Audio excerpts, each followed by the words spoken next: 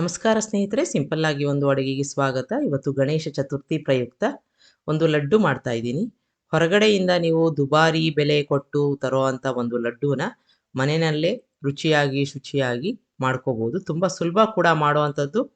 ಕಡಿಮೆ ಪದಾರ್ಥಗಳು ಹೇಗೆ ಮಾಡೋದು ಅಂತ ನೋಡೋಣ. 1 ಕಪ್ನಷ್ಟು ಕಡಲೆಬೇಳೆನ ನಾನು ಚೆನ್ನಾಗಿ ತೊಳೆದು ಒಂದು 6 ಗಂಟೆ ಕಾಲ ಚೆನ್ನಾಗಿ ನೆನೆ ಹಾಕ್ಕೊಂಡಿದ್ದೀನಿ. ಈಗ ಚೆನ್ನಾಗಿ ನೆಂದಿದೆ ಅದು. ಈ ರೀತಿ ಮಾಡಿದಾಗ ಅದು ಚೂರಾಗಬೇಕು, ಅಷ್ಟು ನೆಂದಿರಬೇಕು. ಈಗ ನೀರನ್ನೆಲ್ಲ ತೆಗೆದು ನಾನು ಆ ಬೇಳೆನ ಮಿಕ್ಸಿ ಜಾರ್ಗೆ ಹಾಕ್ಕೋತಾ ಇದ್ದೀನಿ. ಇದನ್ನು ಸಣ್ಣ ರವೆ ಬರೋ ಅಷ್ಟು ರುಬ್ಕೋಬೇಕು, ನೀರನ್ನು ಹಾಕಬಾರ್ದು. ಈಗ ರುಬ್ಕೊಂಡು ಒಂದು ಪಾತ್ರೆಗೆ ಹಾಕ್ಕೋತಾ ಇದ್ದೀನಿ. ಯಾವುದೇ ಕಾರಣಕ್ಕೂ ನೀರನ್ನು ಹಾಕಬಾರ್ದು. ಅಕಸ್ಮಾತಾಗಿ ಬ್ಲೇಡು ತಿರುಗ್ತಾ ಇಲ್ಲ ಅಂತಂದರೆ ಒಂದೇ ಒಂದು ಸ್ಪೂನ್ ಬೇಕಾದರೆ ಹಾಕ್ಕೋಬೋದು. ಈ ರೀತಿ ಮುಟ್ಟಿ ನೋಡಿದಾಗ ಸಣ್ಣ ರವೆ ಥರ ಇರಬೇಕು. ಈಗ ಇದನ್ನು ಕಡಿಮೆ ಪ್ರಮಾಣದಲ್ಲಿ ತಗೊಂಡು ಇಷ್ಟು ಆದರೆ ಸಾಕು, ತುಂಬ ದಪ್ಪ ದಪ್ಪ ಬೇಡ. ಎಣ್ಣೆ ಅಥವಾ ತುಪ್ಪದಲ್ಲಿ ಕರ್ಕೋಬೇಕು. ನಿಮಗೆ ತುಪ್ಪ ಬೇಕಾದರೆ ತುಪ್ಪದಲ್ಲಿ ಕರ್ಕೋಬೋದು. ಸಣ್ಣ ಸಣ್ಣ ಪ್ರಮಾಣದ ಹಿಟ್ಟನ್ನು ಮಾತ್ರ ಹಾಕ್ಕೊಂಡು ಎಣ್ಣೆಯಲ್ಲಿ ಹಾಕ್ಕೊಂಡಿದ್ದೀನಿ ನಾನು. ಮೀಡಿಯಮ್ ಉರಿನಲ್ಲಿ ನಿಧಾನಕ್ಕೆ ಬೇಯಿಸ್ಕೋಬೇಕು. ಒಳಗಡೆ ಹೊರಗಡೆ ಚೆನ್ನಾಗಿ ಬೇಯಬೇಕು. ಹಸಿ ವಾಸನೆ ಇದ್ದರೆ ಚೆನ್ನಾಗಿರಲ್ಲ, ಹಾಗಾಗಿ ನಿಧಾನಕ್ಕೆ ಬೇಯೋದು ತುಂಬ ಮುಖ್ಯ. ಈಗ ಸ್ವಲ್ಪ ಹೊತ್ತಿನ ನಂತರ ಅದನ್ನು ತಿರುಗಿಸಿ ಹಾಕ್ಕೋತಾ ಇದ್ದೀನಿ. ನಿಧಾನಕ್ಕೆ ಬೇಯಬೇಕು ಎಲ್ಲ ಬದಿಯಿಂದಲೂ. ಹಾಗಾಗಿ ಇದು ಒಂದು 10 ರಿಂದ 12 ನಿಮಿಷ ಆಗ್ಬೋದು ಒಂದು ಒಬ್ಬೆ ಬೇಯಕ್ಕೆ. ಈ ರೀತಿಯಾಗಿ ಎಲ್ಲವನ್ನು ತಿರುಗಿಸಿ ಹಾಕಿಕೊಂಡು ನಿಧಾನಕ್ಕೆ ಕಲರ್ ಬರೋ ತನಕ ಕಾದಿದ್ದು ಆನಂತರ ಇದನ್ನು ತೆಕ್ಕೋಬೇಕು. ಈಗ ನೋಡಿ, ನಿಧಾನಕ್ಕೆ ಕಲರು ಬಂದಿದೆ. ಇಷ್ಟಾದರೆ ಸಾಕು. ಒಳಗಡೆ ಕೂಡ ಚೆನ್ನಾಗಿ ಬೆಂದಿರುತ್ತೆ, ಹೊರಗಡೆ ಕೂಡ ಬೆಂದಿದೆ. ಈಗ ಇಷ್ಟು ಕಲರ್ ಬಂದಿದೆ ಅಂತ ಆದರೆ ಇದನ್ನು ತೆಕ್ಕೊಂಡು ಬಿಡೋಣ. ಈಗ ತೆಕ್ಕೋತಾ ಇದ್ದೀನಿ ನಾನು. ಇಷ್ಟು ಮಾತ್ರ ಕಲರ್ ಬಂದರೆ ಸಾಕು, ತುಂಬ ಡಾರ್ಕ್ ಕಲರ್ ಬರೋದು ಬೇಡ. ಈಗ ಇದನ್ನೆಲ್ಲ ಒಂದು ಪಾತ್ರೆಗೆ ಹಾಕ್ಕೊಂಡಿದ್ದೀನಿ. ಚೆನ್ನಾಗಿ ಬೆಂದಿದೆಯಾ ಅಂತ ನೋಡ್ಕೊಳ್ಳೋಣ. ಈ ರೀತಿಯಾಗಿ ಮುರಿದಾಗ ಸರಾಗವಾಗಿ ಮುರಿಬೇಕು, ಕ್ರಿಸ್ಪಾಗಿ ಇರುತ್ತೆ. ಈಗ ಚೆನ್ನಾಗಿ ಆರಕ್ಕೆ ಬಿಟ್ಟು, ಆರಿದೆ ಅಂತ ಆದರೆ ಈ ರೀತಿಯಾಗಿ ಚೂರುಗಳನ್ನ ಮಾಡಿಕೊಂಡು ಸಣ್ಣ ಮಿಕ್ಸಿ ಜಾರ್ಗೆ ಹಾಕ್ಕೋತಾ ಇದ್ದೀನಿ. ಈ ಥರ ಹಾಕ್ಕೊಳ್ಳೋದ್ರಿಂದ ಸಣ್ಣ ಮಿಕ್ಸಿ ಜಾರ್ಗೆ ಬೇಗ ಅದು ಪೌಡರ್ ಆಗುತ್ತೆ.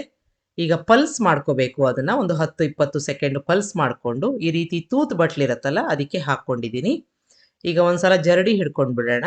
ಅಕಸ್ಮಾತಾಗಿ ದಪ್ಪ ಚೂರುಗಳಿದ್ದರೆ ಅದು ಹಾಗೆ ಉಳಿಯತ್ತೆ ಮೇಲೆ. ಒಂದೇ ಪ್ರಮಾಣದ ಒಂದೇ ಸೈಜಿನ ಚೂರುಗಳು ಕೆಳಗಡೆ ಬೀಳತ್ತೆ, ಹಾಗಾಗಿ ಈ ರೀತಿಯಾಗಿ ಮಾಡ್ಕೊಳ್ಳೋದು ತುಂಬ ಮುಖ್ಯ. ಈಗ ಎಲ್ಲವನ್ನು ನಾನು ಜರಡಿ ಹಿಡ್ಕೊಂಡು ಇಟ್ಕೊಂಡಿದ್ದೀನಿ. ಈಗ ನಿಮಗೆ ಒಂದೇ ಕಣಕಣಗಳು ಒಂದೇ ಸೈಜಿನಲ್ಲಿ ಇರುತ್ತೆ. ಈ ರೀತಿ ಮಾಡಿದಾಗ ಒಂದು ರವೆ ರೀತಿಯಲ್ಲಿ ನಿಮಗೆ ಅನುಭವ ಬರುತ್ತೆ. ಈಗ ಎಲ್ಲವನ್ನು ಚೆನ್ನಾಗಿ ಜರಡಿ ಹಿಡ್ಕೊಂಡು ಇಟ್ಕೊಂಡಿದ್ದೀನಿ. ಒಂದು ಬಾಣಲೆ ಇಟ್ಕೊಂಡು 1 ಕಪ್ನಷ್ಟು ಸಕ್ಕರೆ ಹಾಕ್ಕೋತಾ ಇದ್ದೀನಿ. ಅರ್ಧ ಕಪ್ನಷ್ಟು ನೀರನ್ನು ಹಾಕ್ಕೋತಾ ಇದ್ದೀನಿ.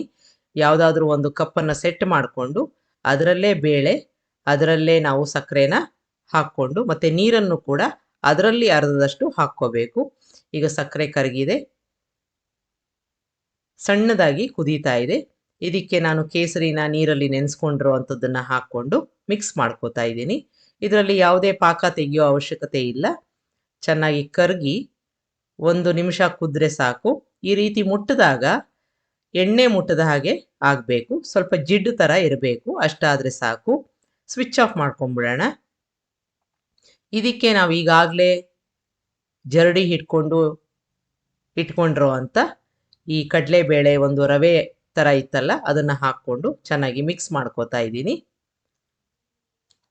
ಈಗ ಸಂಪೂರ್ಣವಾಗಿ ಮಿಕ್ಸ್ ಮಾಡಿಕೊಂಡು, ಬಿಸಿ ಇದೆ, ನಾವು ಮಾಡ್ಕೊಂಡಿರೋ ಒಂದು ಸಕ್ಕರೆ ನೀರು ಬಿಸಿ ಇರೋದ್ರಿಂದ ಅದರಲ್ಲಿ ಚೆನ್ನಾಗಿ ಮಿಕ್ಸ್ ಮಾಡಿಕೊಂಡು ಮುಚ್ಚಿ ಸುಮಾರು ಒಂದು 30 ನಿಮಿಷನಾದರೂ ಬಿಡಬೇಕಾಗುತ್ತೆ. ಈಗ ಎಲ್ಲವನ್ನು ಚೆನ್ನಾಗಿ ಮಿಕ್ಸ್ ಮಾಡ್ಕೊಂಡಿದ್ದೀನಿ. ಈಗ ಸ್ವಲ್ಪ ಮುದ್ದೆಯಾಗಿದೆ. ಅದು ಸಕ್ಕರೆ ನೀರನ್ನೆಲ್ಲ ಹೀರ್ಕೊಂಡು ಆನಂತರ ಉಂಡೆ ಕಟ್ಟಕ್ಕೆ ಬರುತ್ತೆ. ಈಗ ಚೆನ್ನಾಗಿ ಹೀರ್ಕೊಂಡಿದೆ, ಜೊತೆಗೆ ಮಿಶ್ರಣ ತಣ್ಣಗೆ ಕೂಡ ಆಗಿದೆ, ಉದುರಾಗಿ ಆಗಿದೆ. ಈಗ ನಾವು ಉಂಡೆ ಕಟ್ಬೋದು. ಇದಕ್ಕೆ ಈಗಾಗಲೇ ತುಪ್ಪದಲ್ಲಿ ಹುರ್ಕೊಂಡಿರೋ ಅಂತ ಗೋಡಂಬಿ ಬಾದಾಮಿ ಹಾಕ್ಕೊಂಡಿದ್ದೀನಿ, ಪಿಸ್ತಾ ಚೂರುಗಳನ್ನ ಹಾಕ್ಕೊಂಡಿದ್ದೀನಿ, ಜೊತೆಗೆ ಏಲಕ್ಕಿ ಪುಡಿ ಕೂಡ ಹಾಕ್ಕೊಂಡಿದ್ದೀನಿ. ನಿಮಗೆ ಇನ್ನೂ ಯಾವುದಾದ್ರೂ ಡ್ರೈ ಫ್ರೂಟ್ಸ್ ಬೇಕಾದರೆ ಹಾಕ್ಕೋಬೋದು. ಎಲ್ಲವನ್ನು ಚೆನ್ನಾಗಿ ಮಿಕ್ಸ್ ಮಾಡ್ಕೊಂಬಿಡೋಣ. ಈಗ ಮಿಕ್ಸ್ ಮಾಡಿಕೊಂಡು ನಿಮಗೆ ಯಾವ ಸೈಜಿನ ಲಡ್ಡು ಬೇಕೋ ಆ ರೀತಿಯಾಗಿ ಮಿಶ್ರಣನ ತಗೊಂಡು ಪ್ರೆಸ್ ಮಾಡಿಕೊಂಡು ಗುಂಡನೆಯ ಆಕಾರ ಕೊಡಬೇಕು. ನೋಡಿದ್ರಲ್ಲ, ತುಂಬ ಸುಲಭ. ದುಬಾರಿ ಬೆಲೆ ಕೊಟ್ಟು ತರೋದಕ್ಕಿಂತ ಮನೆಯಲ್ಲಿ ಮಾಡಿಕೊಂಡು ನೀವು ನೈವೇದ್ಯಕ್ಕೆ ಇಡ್ಬೋದು. ಒಂದ್ಸಲ ಮಾಡಿ ನೋಡಿ, ತುಂಬ ಚೆನ್ನಾಗಿರುತ್ತೆ, ತುಂಬ ಸುಲಭ ಕೂಡ ಮಾಡೋದು. ಈಗ ಇದೇ ರೀತಿಯಾಗಿ ಮಿಕ್ಕ ಮಿಶ್ರಣದಿಂದ ಲಡ್ಡೂನ ರೆಡಿ ಮಾಡಿಕೊಂಡು ಒಂದು ಏರ್ ಟೈಟ್ ಬಾಕ್ಸ್ನಲ್ಲಿ ನೀವು ಇಟ್ಕೊಂಡು ಉಪಯೋಗಿಸ್ಕೋಬೋದು. ಒಂದ್ಸಲ ಮಾಡಿ ನೋಡಿ, ನಿಮ್ಮ ಅಭಿಪ್ರಾಯ ತಿಳಿಸಿ. ಈ ರೀತಿಯಾಗಿ ಒಂದು ಲಡ್ಡು ತಯಾರಾಯಿತು. ಮುರಿದು ನೋಡಿದಾಗ ಅದೇ ರೀತಿ ಟೆಕ್ಸ್ಚರು ಇರುತ್ತೆ. ನಿಮಗೆ ರೆಸಿಪಿ ಇಷ್ಟ ಆದಲ್ಲಿ ಲೈಕ್ ಮಾಡಿ, ಶೇರ್ ಮಾಡಿ, ಕಮೆಂಟ್ ಮಾಡಿ, ನನ್ನ ಚಾನಲ್ಗೆ ಸಬ್ಸ್ಕ್ರೈಬ್ ಮಾಡಿ. ನಮಸ್ಕಾರ.